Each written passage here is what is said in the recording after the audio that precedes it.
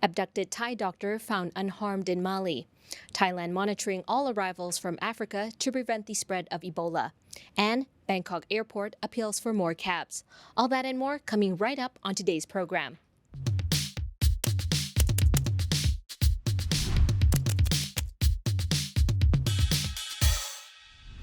สวัสดีค่ะ This is Thailand News Today. I'm Nadi Warissa, and I'm filling in for Sarah today. Starting off with the Thai Ministry of Public Health has stepped up its monitoring of arrivals from African countries, especially Uganda, following an outbreak of Ebola in that country in September.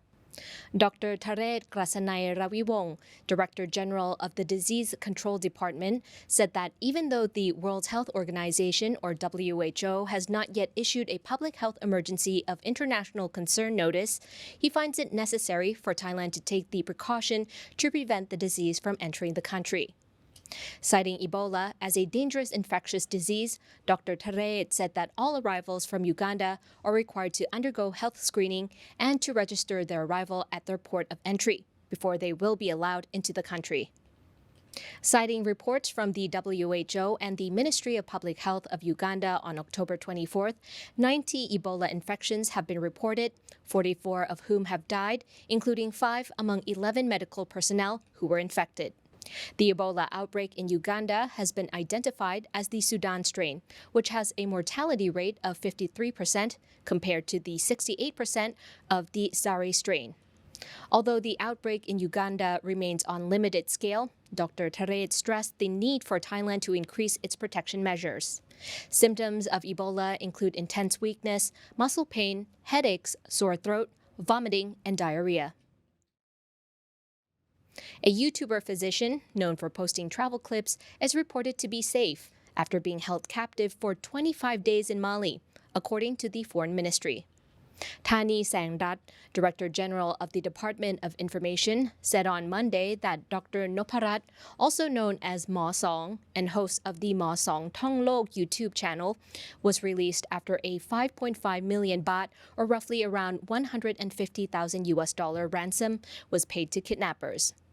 According to the ministry, the YouTuber arrived in Mali on September 28th and went missing after losing contact with his private local tour guide a day after. Dr. Noparat's family alerted the Thai embassy in Dakar, Senegal, about his disappearance. After weeks of uncertainty, Dr. Noparat was found safe by local authorities in the city of Kamparana 25 days after being abducted, the ministry said. According to the ministry, terrorists have infiltrated Kamparana, which is located on the border with Burkina Faso. However, the ministry did not say which group was responsible for the kidnapping. Mr. Thani also said Dr. Noparat, who produces travel content on his YouTube channel, is preparing to return to Thailand with the help of the ministry. Meanwhile, Dr. Noparat, in an interview with Thairat TV, he said he was safe. The YouTuber said he was kidnapped while walking along the Kamparana street. He said he was chained up during his captivity and said, quote, "I am safe now. Sorry if I've given cause for people to be concerned," end quote. Thinking of investing, but don't know where to start? Ever heard of AAAFX?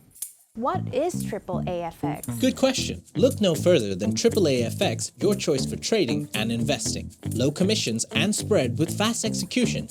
They're trustworthy and have been offering services since 2008.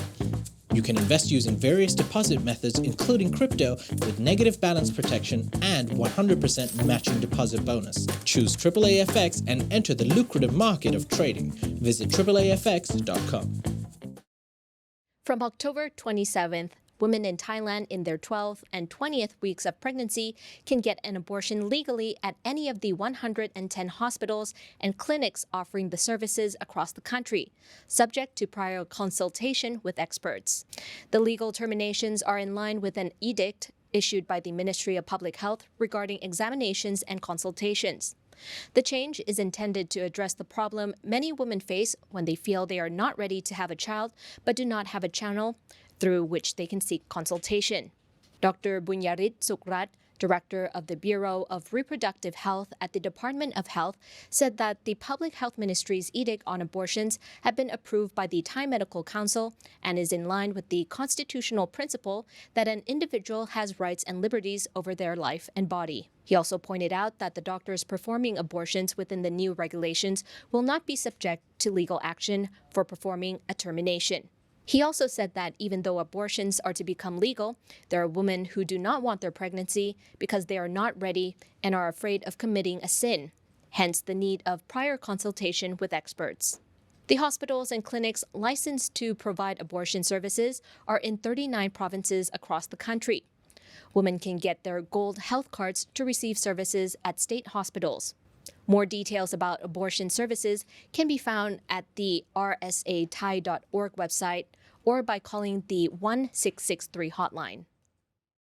Authorities at Suvarnabhumi Airport are urging more taxis to register as official airport transport in a bid to ease a shortage that has led to complaints about long lines at the airport's taxi queue. Many tourists arriving at Suvarnabhumi airports have posted pictures of the long lines at the airport's taxi stands since the beginning of October. However, the complaints reached a crescendo on Friday at the start of the King Chulalongkorn Memorial Day long weekend, leading to speculation that Bangkok's main international gateway isn't ready to welcome large number of visitors. In response to the complaints, the airport's administrators issued an announcement saying the long lines were the result of the sudden influx of out-of-town visitors arriving at Suvarnabhumi Airport to celebrate the long weekend in the capital. There simply weren't enough cars available to serve all incoming passengers, as only taxis registered with the airport can pick up passengers from Suvarnabhumi's taxi stands, they said. Furthermore, they said not all taxis, which are permitted to pick up passengers at Suvarnabhumi Airport, are on standby at the stands, adding many drivers are choosing to pick up passengers elsewhere as the demand for rides from the airport has yet to bounce back to pre-pandemic levels. As such, the airport's administrators are calling on more public taxi drivers to register with authorities so they can make up the shortfall. In the statement, the airport said it will be mobilizing more staff to direct taxis to the airport. It also urged arriving passengers to utilize other methods of transport, such as the airport rail link train, which is connected to the BTS SkyTrain and MRT network. Moreover, there are limousines, vans, and public buses available at the airport. Inquiries about airport services may be made via the AOT contact center at 1722.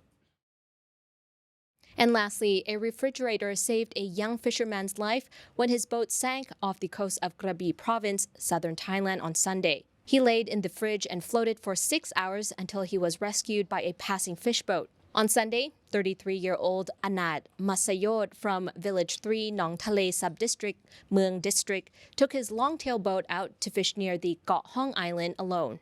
Anad said the weather was good while he was fishing. Out of nowhere, his boat was hit by a big wave. Water slowly filled up the hull, and the boat sank in the middle of the sea. Luckily, Anad kept an old refrigerator in the boat where he kept his fish. He couldn't see anything for miles, so he crawled out into the fridge and prayed for rescue. 6 hours later, a local fisherman passed by Anad. He pulled Anad safely out of the fridge, up onto his boat, and took him ashore. Anad is safe and thankful for his life. The whole incident is just water under the fridge now.